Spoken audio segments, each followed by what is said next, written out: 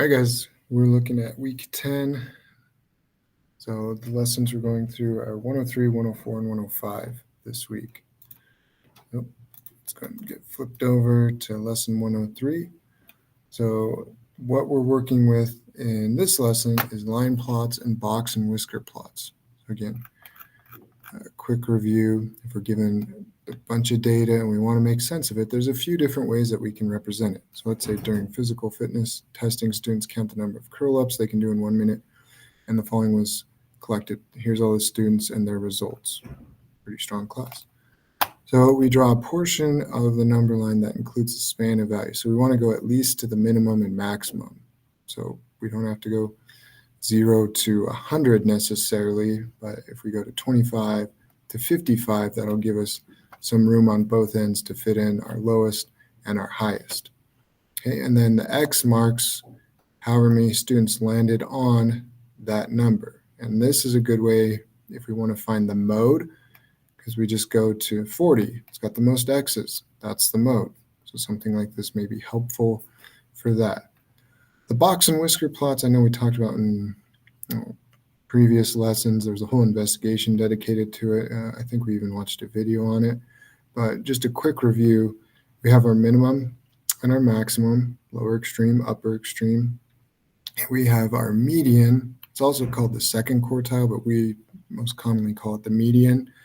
And then the first quartile or the lower quartile, that's the median of this first half set of numbers.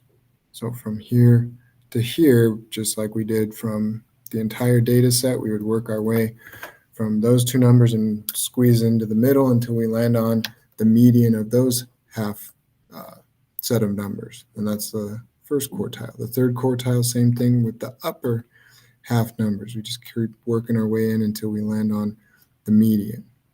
Okay, and then these boxes represent our quartiles, first, second, third, and then our extremes out here. Kind of looks like a box with whiskers. That's where we get that from. Okay, and then the quartiles, because here's 1/4, 1/4, 1/4, 1/4. So the quartiles kind of help separate our data. If we wanted to say someone was compared to everyone else really good or really bad, we could determine based on where they landed in the quartiles. Create a box and whisker plot for the data in example 1. So we could set all those up, and there's a way we can do it in our calculator.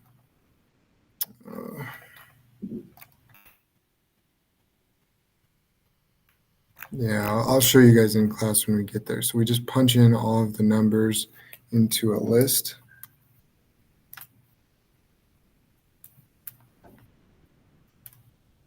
And then we can graph that in our stat plots and do a box and whisker plot. So without doing it, I'll give you a quick how-to. So if we want to go list and edit, then we can put in all of our, just punch in your number, hit enter, and keep going until, these aren't the ones we had, but we would put in our entire list there. And then once we had it, we would go second, y equals, that's our stat plot. And we want it to be on. And we want to choose this type. This is our box and whisker right here. Okay. I believe we put it in list 1, so second 1, which is list 1, and then we would go in and graph it. We'd probably have to zoom to number 9 there, zoom statistic, just to make sure it fits in. It's probably not going to be in our standard window settings, so we would want to adjust that. But I'll show you a little bit more with that when we get to class. It's going to look like, obviously, what we have down here. Our median is still 40. Okay, here's our first quartile, our third quartile, and then our minimum and our maximum. So they both represent the same data. It's just sometimes depending on what we're looking for, this may be good to see the disbursement or see the mode. Most kids can do 40. Okay. This one might be good showing some of the extremes or the median and things like that. Just kind of depends. In this lesson, we construct a line and box and whisker plot with the same data. Which plot would you use to convey quickly the mode? We just said that. Okay, this one, well, our highest tower of x's is right here, so that is the mode, versus going through all of this. And really, this doesn't give us the mode at all. It shows us our quartiles and our median, but it doesn't give us, what's the most occurring number. So that doesn't really help us out. So we would have to use the line plot. Which plot would you use to convey quickly the median? Well, this one shows us the median right there. This one we could go through and plot it out and start crossing out our x's and try and figure out the median. But this one, our eye goes right to where the median is. So that's probably our best bet. Okay, let's practice that when we do this. Remind me when we get to class, I'll show you guys how to do it, obviously by hand, but also in our calculator. All right, lesson 104. Make sure we're still going. Okay. Volume, capacity, and mass in the metric system. And this is, there's some ratios in here that I'll let you copy down on your reference sheet. So you want to pay attention to that. I'll remind you when we get to class as well. But in the metric system, which we don't use a lot of in the medical field and other countries, it's completely what they use. We use the customary system with like miles and feet and inches and pounds and ounces and gallons and things like that. They use the metric system, which really is a lot simpler because it's all base 10. It's 10 of this or 100 of that or 1,000 or whatever. So it's a lot easier to bounce back and forth between our units. For whatever reason, we don't use it. So the conversion that we have for water under standard conditions, so it's not frozen or boiling or anything like that, just standard water, 1 cubic centimeter. If we have this 1 by 1 by 1 cube and we fill it up with water, it's going to be 1 milliliter of water, and it's going to weigh, or mass and weight are related but not exactly the same. The mass would be 1 gram. Okay. Now the other conversion that we have is 1,000 cubic centimeters equals 1 liter, because 1,000 milliliters is a liter. So 1,000 cubic centimeters is 1 liter, and that equals 1 kilogram, which is about 2.2 pounds. So you go drink a liter of water and then you go step on the scale, you probably went up in weight unless you've sweated it out or something. And it's shown right there. So example 1, Ray has a fish aquarium that is 50 centimeters by 20 centimeters wide and 40 centimeters tall. How many liters of water are in the aquarium? Well, first we want to find the volume. So we do 50 by 20 by 40.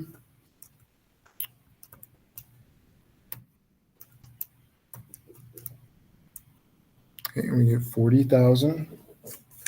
Okay, and we're asked how many liters. Well, go back up to our, if 1,000 cubic centimeters equals 1 liter, and we have 40,000 cubic centimeters, well, then that's going to be 40 liters. And then the mass of it would be 40 kilograms. That's why water is really heavy. Sometimes we don't think about it. Those old days where people used to have water beds and they'd try and move it, well, it's a lot heavier than a foam mattress. You're talking about hundreds, maybe thousands of gallons of water. It's not going anywhere. So water is very, very heavy. 2, Malia wants to find the volume of a vase. She fills 1 liter beaker with water and then uses all but 280 milliliters to fill the vase. What is the volume of the vase? Okay, well, 1 liter, back up to, and this is why I'll let you write down so you don't have to keep flipping to this specific page, but 1,000 cubic centimeters is 1 liter or 1,000 milliliters. So if we use all but 280, 1,000 minus 280, we have 720 left. So 720 cubic centimeters is 720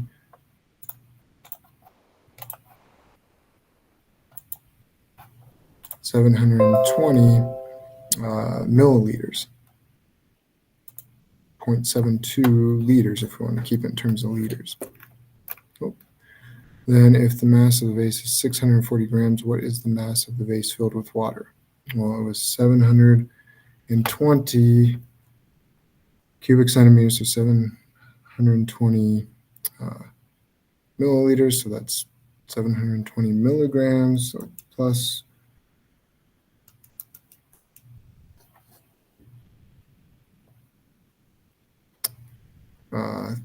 sorry, not milligrams, grams, 1,360 grams. So we added our 720 plus the 640 to get our answer.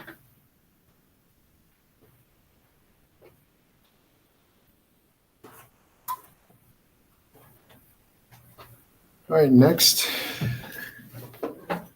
example. Here, a fishing boat live bait is kept in a cubic tank 1 meter on each edge. That's cubic, so 1 by 1 by 1, the volume of the tank would be 1 cubic meter, or in centimeters, that'd be 1 million cubic centimeters because we got to use 3 unit multipliers. The capacity of the tank, well, we would have 1 million cubic centimeters divided by, there's 1,000 cubic centimeters equals 1 liter, so we would divide by 1,000, and that would give us 1,000 liters, because 1 million cubic centimeters equals 1 million milliliters. So we multiply by 1 liter over 1,000 milliliters. That's our unit multiplier to give us 1,000 liters. Okay.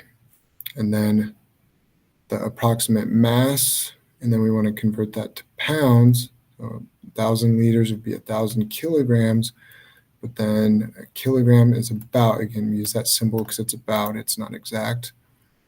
It's about 2.2 pounds. So 1,000 times 2.2 is 2,200 pounds. So that 1 by 1 by 1 tank of water, how heavy could that be? Well, it's 2,200 pounds. So very, very heavy.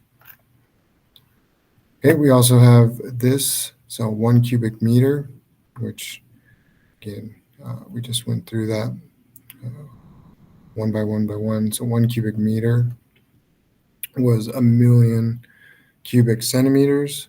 So the capacity is 10 to the power of 6 milliliters, whereas we just found 10 to the power of 3, or 1,000 liters, and then 10 to the power of 3, or 1,000 kilograms. So basically those ratios we just worked out in the previous problem.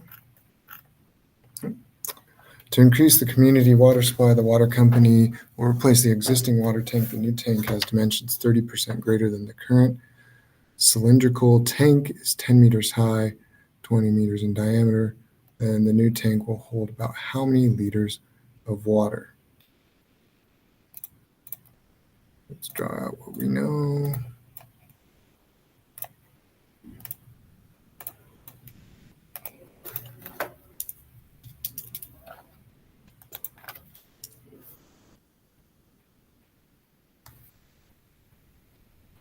All right, so what were we told?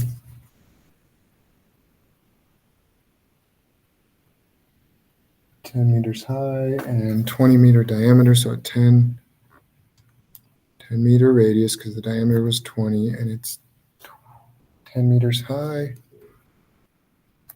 And so pi r squared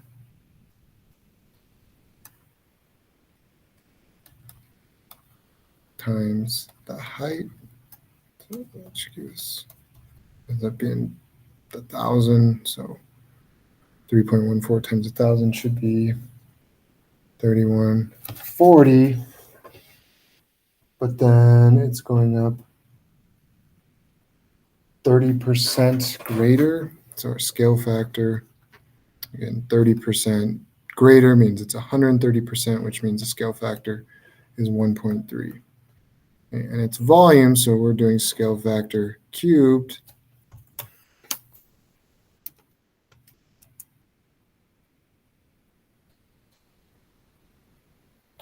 And so when we look at that,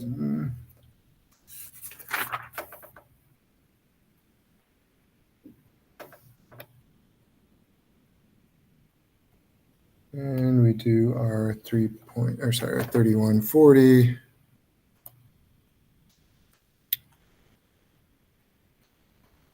So it's going to be this many times greater. So 4 times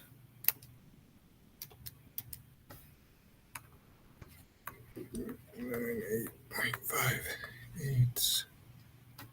Okay, and then let's look back. So this is going to be capacity. Those options. Okay, this is our number we came up with. So we're going to see A, B, or C. Which one is closest to that?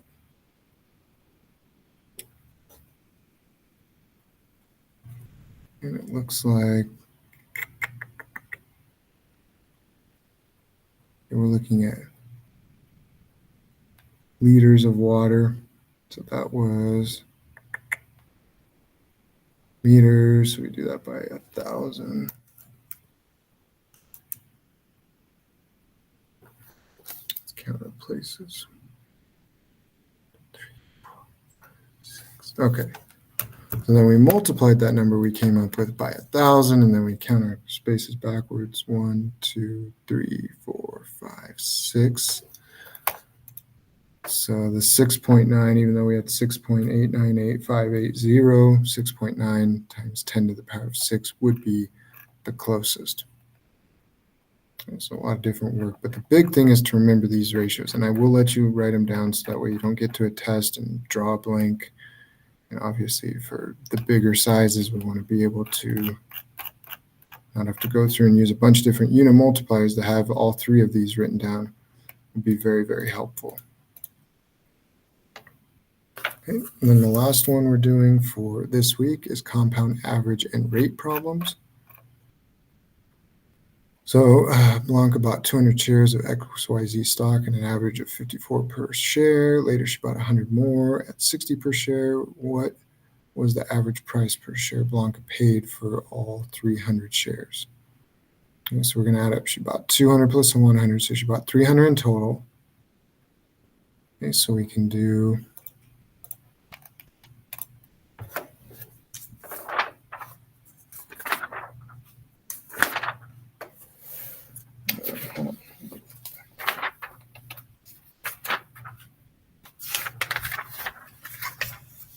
200, so we know she bought 300 in total. She did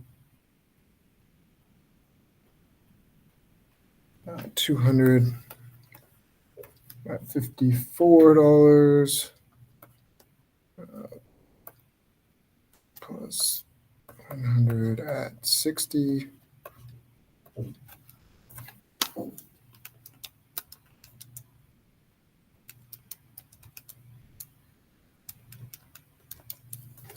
So we add those together and we get $16,800. That's how much she paid in total, and she bought 300 shares. And we divide that by 356. So she got 56, average $56 per share. Because we have to factor in how many she bought of these. We don't just take the average of 54 and 60 because she bought 200 of at this price and only 100 at that price.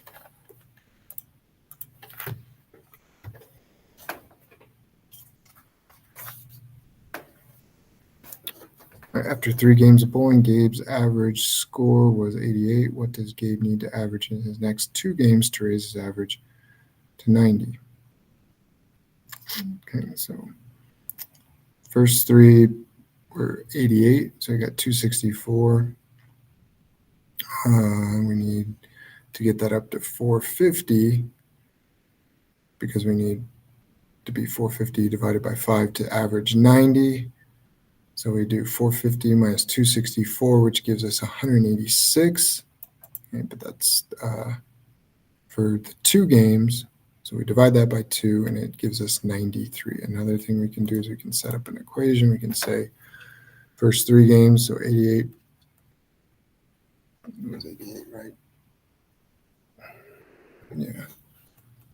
So the average. It may not have been 88 for all 3, but we know the average. We can add those up plus 2 times x, or x plus x, whatever we're trying to find, divided by 5 equals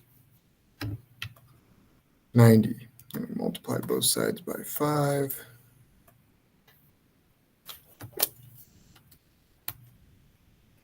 So we got our 450, 88 plus 88 plus 88 is 264.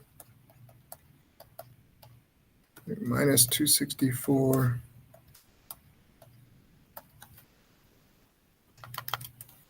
So we got 186, so 2x divide by 2.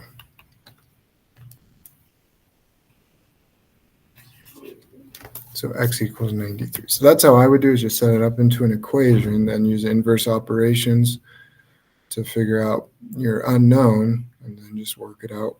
Problem. We multiply it because we're dividing, then we add these combined like terms, then we subtract, and then we divide it by 2.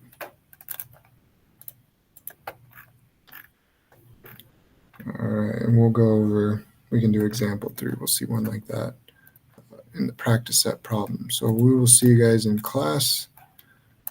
Have a good one.